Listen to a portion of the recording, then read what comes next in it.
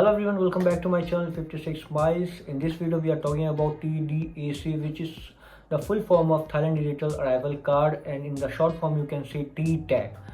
अगर आपने Thailand travel किया होगा बिफोर फर्स्ट में 2025 तो it's very easy to travel Thailand before first of May, because इसमें आपको अपने फ्लाइट्स बुक करके, आप होटल बुकिंग कंफर्म करके और लाइक करेंसी कंटेन करके आप इजी ट्रैवल कर सकते थे, इमिग्रेशन वगैरह क्लियर कर सकते थे.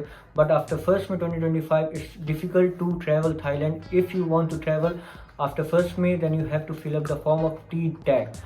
इट मीन्स आप इससे पहले तो आप ट्रैवल कर सकते थे, बट अब अगर फर्स्ट मे के बाद आप ट्रैवल कर रहे हो तो आपको ये फॉर्म फिलअप करना बहुत ही कंपलसरी है, ये एक मैंडेटरी है. और मोस्टली कुछ एशियंस कंट्री में ये ऑलरेडी लाइक ये डिजिटल अराइवल कार्ड ये चल रहे हैं, जैसे सिंगापुर वगैरह हो गए, मलेशिया वगैरह हो गए.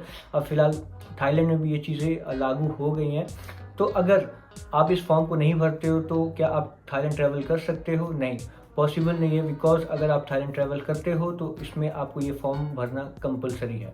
तो इस फॉर्म को कैसे फिलअप करते हैं और क्या क्या इसमें डॉक्यूमेंटेशंस लगते हैं, कितने टाइम पहले आपको ये फिलअप करना चाहिए, इस वीडियो में सारी चीज़ें डिटेल में बात करेंगे. अब पहले आते हैं TTAC होता क्या है. TTAC एक ऐसा लाइक ऑफिशियल वेबसाइट है थाईलैंड का, जिसमें आप जैसे ट्रैवल करते हो तो आपको अपने सारी KYC डॉक्यूमेंट्स जैसे पासपोर्ट हो गए, फ्लाइट डिटेल्स हो गए, होटल बुकिंग हो गए, सारी चीज़ें उसमें आपको फिलअप करनी होती है. इट मीन्स लाइक नॉर्मली आपको KYC उसमें देना होता है. अगर आप थाईलैंड से थर्ड पार्टी कंट्री में भी ट्रैवल कर रहे हो, इट मीन्स अगर आप ट्रांसलेट ले रहे हो तो उसके सारी डिटेल्स उसमें फिलअप करने होते हैं. अब इस फॉर्म को भरना कब होता है मैं आपको बता देता हूँ. फॉर एग्जांपल अगर आपको 4 तारीख को ट्रैवल करना है, 4th ऑफ मे को ट्रैवल करना है, तो आपको 1st ऑफ मे को ये फॉर्म फिलअप करना होता है. It mean 72 hour before departure you have to fill this form. 3 दिन पहले आपको ये फॉर्म फिलअप करना होता है. ये फॉर्म को फिलअप करना बहुत ही ईजी होता है, इसमें कोई डिफिकल्ट नहीं है. नॉर्मली आपको मैं इस वेबसाइट के बारे में बता देता हूँ. ये वेबसाइट फ्री ऑफ कॉस्ट है, इसमें कोई भी पेमेंट वगैरह नहीं लगता है. तो अगर आप कभी भी TTAC का फॉर्म भरते हो, ऑफिशियल वेबसाइट ढूंढते हो, तो मैं आपको डिस्क्रिप्शन लिंक आपको मैं प्रोवाइड कर देता हूँ. वहाँ से आप जाके ईजिली अपने सारे डॉक्यूमेंट्स को फिलअप करके आप अपना ईमेल एड्रेस डाल के आपको TTAC का QR कोड वगैरह लाइक फॉर्म आपको सारा प्रॉपर मिल जाएगी. वहाँ से आप फिलअप करके आप लाइक ओके कर सकते हो अपना ट्रैवलिंग को लेके. तो इस फॉर्म में क्या क्या डॉक्यूमेंटेशन नेसेसरी होता है मैं आपको यही बता देता हूँ. नॉर्मली आपके पासपोर्ट डिटेल्स उसमें होते हैं, फ्लाइट डिटेल्स होते हैं, कब आप अराइवल कर रहे हो थाईलैंड में और कब डिपार्चर कर रहे हो, कौन से होटल में आप स्टे कर रहे हो, ये सारी चीज़ें, और एक हेल्थ डिक्लेरेशन फॉर्म होता है, वो सारी चीज़ें फिलअप करना होता है. और प्लस PDF फॉर्म में आपको अपना पासपोर्ट का फ्रंट एंड बैक उसमें अपलोड करना होता है. तो आप बहुत ही केयरफुली इसको फिलअप करना, और ये फ्री ऑफ कॉस्ट है. बिकॉज मैं एक चीज़ और बता देता हूँ, जनरली अभी क्या हो रहा है कि बहुत सारे ऐसे फ्रॉड वेबसाइट्स हैं, जैसे मैं आपको दिखा देता हूँ TTAC को लेके. आप ये देख सकते हो, ये वेबसाइट है, you can see here it's a TTAC, okay, but it's a fake website someone has made for like earn a scam doing anything. Like you can see here in the second column you can see there's a payment of two like a second form, like pay the processing fee of $10. It means it's a scam, so don't be like go on this website. If you are like visiting there, it's a totally scam. And in fact for the TTAC you don't need to pay any amount, any single amount. It's totally free. तो आप कभी भी अगर ये digital arrival card आप fill up करते हो, अगर आप गूगल पे जाते हो, तो पहले आप ये ध्यान देना कि आप गवर्नमेंट के वेबसाइट पे जा रहे हो, थाईलैंड की गवर्नमेंट के वेबसाइट में. अगर आप ऐसे कोई फ्रॉड लाइक वेबसाइट में जाते हो तो आपका पैसा पूरा बर्बाद हो जाएगा. आप देख सकते हो लाइक पहला ये जो अभी इन्होंने लाइक ये पहला वाला जो लिंक है वो टोटली स्कैम है, जिसमें आपको $10 का फीस देना होता है. और सेकंड वाला आपका ऑफिशियल वेबसाइट है, मैं लिंक डिस्क्रिप्शन में डाल दूंगा, आप वहाँ से आके लाइक वहाँ से फिल कर सकते हो.